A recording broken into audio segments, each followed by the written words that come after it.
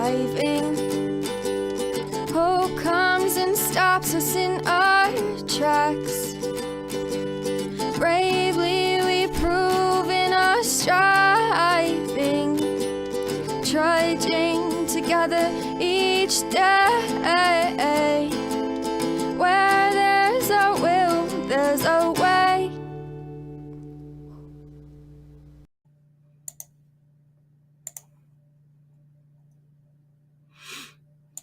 Good morning.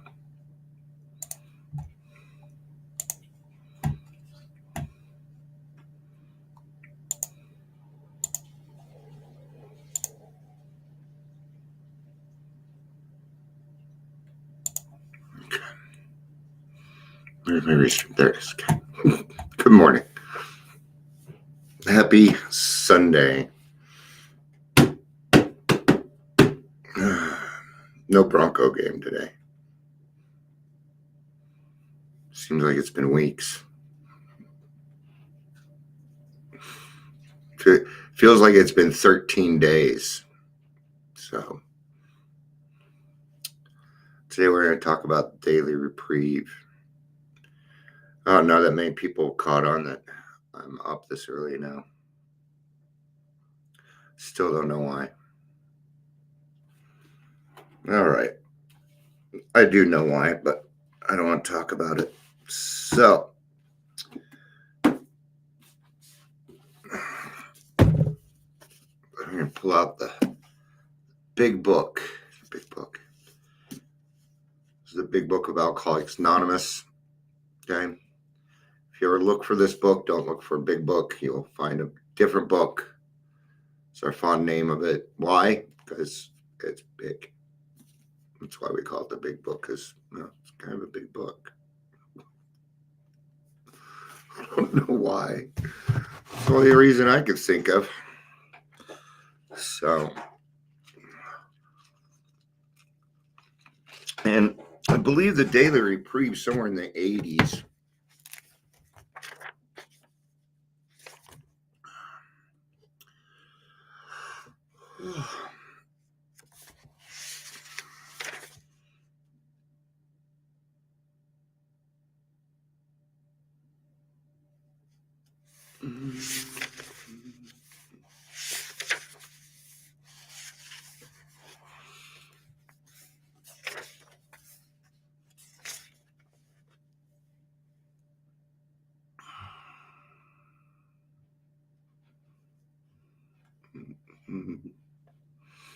All right, we've hit the 3-minute mark, so let's go ahead and do introductions and go ahead and get started. Welcome to Daily Trudge. My name is Dion. I'm going to be your host today. If you're here, please say hello, whether you're watching the live or the rewatch. I'll get rid of some of these things while we're just sitting around.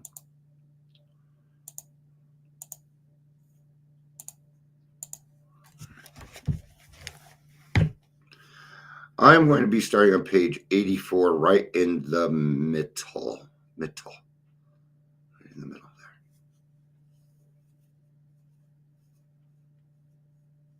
I think it's about time I get a comb.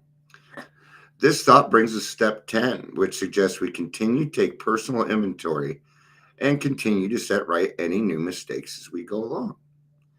We vigorously commenced this way of living as we cleaned up the past.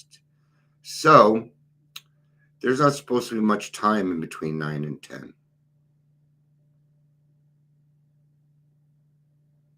Okay? According to this, you are supposed to start step 10 right after step 9.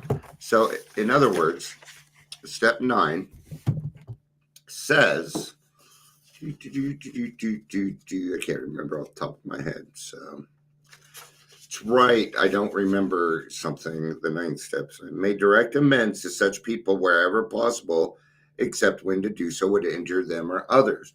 Are you really going to wait to complete your 9th step before you start to get in the 10th? It doesn't work that way. No, your 9th step is going to take you the rest of your life. It's going to take you the rest of your life. Okay. So that is our plan of action. We are to move into step 10 while working on step 9. Because guess what? Step 9 has action, and 10, kinda. It has some action, right? We have entered the world of the spirit, and it gives us some directions. Our next function is to grow in understanding and effectiveness. This is not an overnight matter. It will last for a lifetime. See, you're going to be making your amends for the rest of your life. Yeah. Let's just put it this way. You are going to be making amends for the rest of your life. It doesn't matter if they're new, old, doesn't matter. You're going to be doing it. Why? Because you're human and you're going to make mistakes. It's part of who you are. You're human. You're going to make mistakes, and that's how it is. Continue to watch for selfishness, dishonesty, resentment, and fear. When these crop up, we ask God to remove them. We ask God at once to remove them. We discuss them with someone immediately, and then we make amends if we have harmed anyone. Then we resolutely turn our thoughts to someone we can help. Love and tolerance of others is our code. So when selfish, dishonesty, resentment, and fear crop up, we ask God to remove them. And then we go help another person. Those are the directions. Go help someone. Okay. Now here's the key. Here's the key to pretty much life. And we have ceased fighting anything or anyone, even alcohol. It's the fighting. It's the fighting. I watch a lot of people still fighting. Hey, Amber, I'm glad somebody showed up. I was feeling kind of lonely here. Right? Like, I got a friend, and he, well, I don't know that we're friends, but I've known this guy for a while, and he's a pretty astute dude. I've always liked him. But his anger, okay, if we're gonna, the thing is we gotta stop fighting. And I do this quite often. I find myself trying to fight. Okay. So we have to cease fighting anything or anyone, for by this time, sanity will have returned. Okay. Now, it is the 10th step that people start thinking they can go do whatever they want. Yes, you can. You can, as long as you have a reason for being there. Okay. Another friend, you've been in the program 20 plus years, but you go to a bar every night because of music. That's great. You have a reason to be there, but you hang out too long in the barbershop, you can get your hair cut, man. Okay. Balance is the key in that. If tempted, we recoil from a hot flame. We react sanely and normally, and we find that this happened automatically, meaning God has removed. Okay. So by this point, we're not even I'm not angry with alcohol. I don't hate alcohol. People are like, fuck fentanyl. No, not fuck fentanyl. Fuck fentanyl dealers. Nothing wrong with fentanyl. Fentanyl in and of itself is just a thing. Okay. Once we get angry with something, that's like fighting stigma. You can't fight stigma. That'll just end up in a fight. Nobody's going to win. There will appear to be a winner, but in reality, there isn't. We will see that our new attitude toward liquor has been given us without any thought or effort on our part. It just comes. Yeah, I didn't have to avoid it. I didn't have to do anything. God took it. Well, I do some things, work, the steps. But I got so involved with the steps that I forgot that I was a drinker. Because, see, step 1 is the only one that covers alcohol. The rest of it, no, doesn't cover alcohol. The rest of it's here. It's here. Okay. So that means if God can do this with alcohol, he can do this with anything in your life, right? So that is the miracle of it. We are not fighting it. Neither are we avoiding temptation. We feel as though we have been placed in a position of neutrality, safe and protected. We have not sworn off. Instead, the problem has been removed. It does not exist for us. We are neither cocky nor afraid. That is our experience.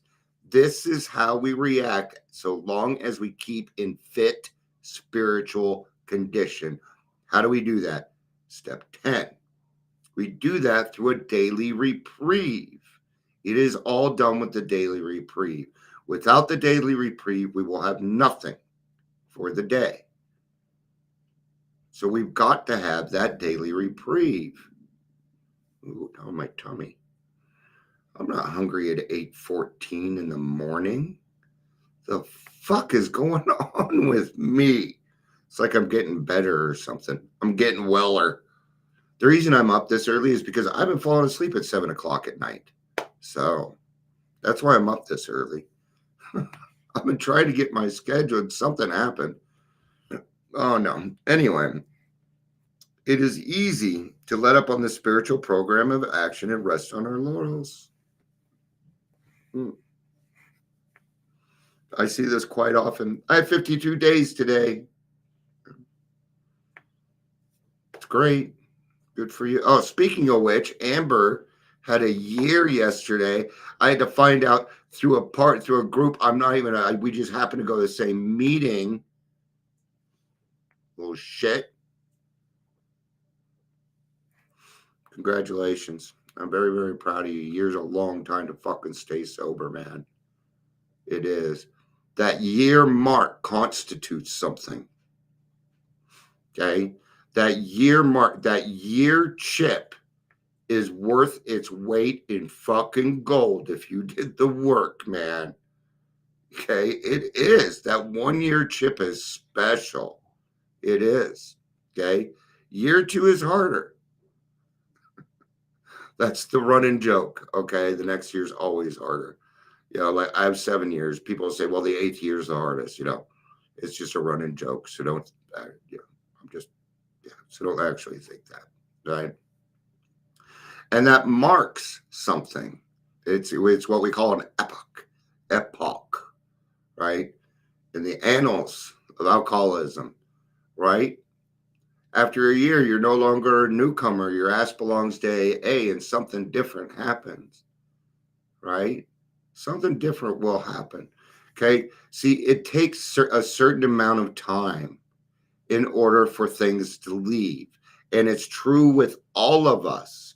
And it takes about a year for somebody who has a regular bottom.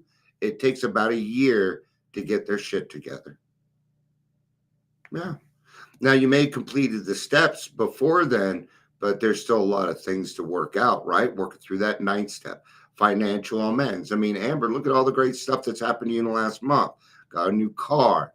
You're out on adventures. You're doing all these new things, right? Well, that is because of the action of the program. Now she gets to enjoy it.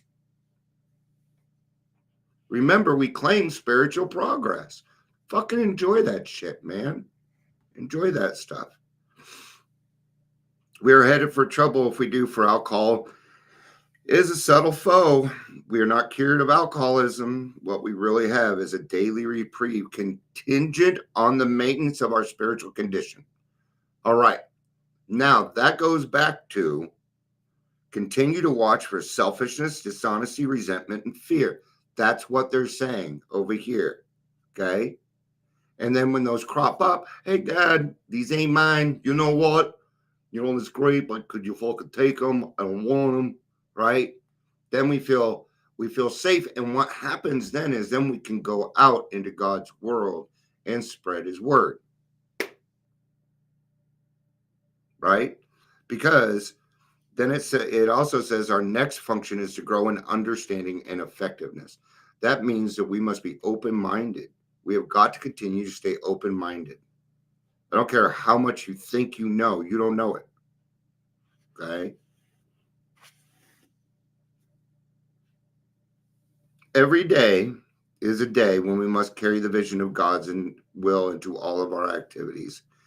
How can I best serve thee? Thy will, mine, not mine, be done. These are thoughts which must go with us constantly. We can exercise our will along this line all we wish. It is the proper use of the will. Finally, they give it to you. They give it to you. After 84 pages of bullshit of work, of hard work, after 84 pages of arduous hard work, the hardest work you've ever done in your life, they finally say you can exercise your will along that power. It's the proper use of the will.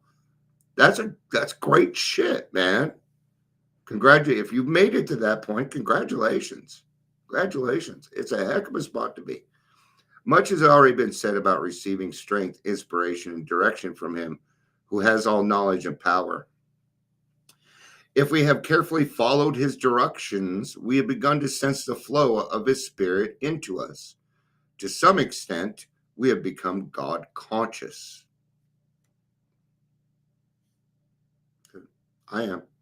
I'm God conscious. That's where I live. All day, every day. I love it.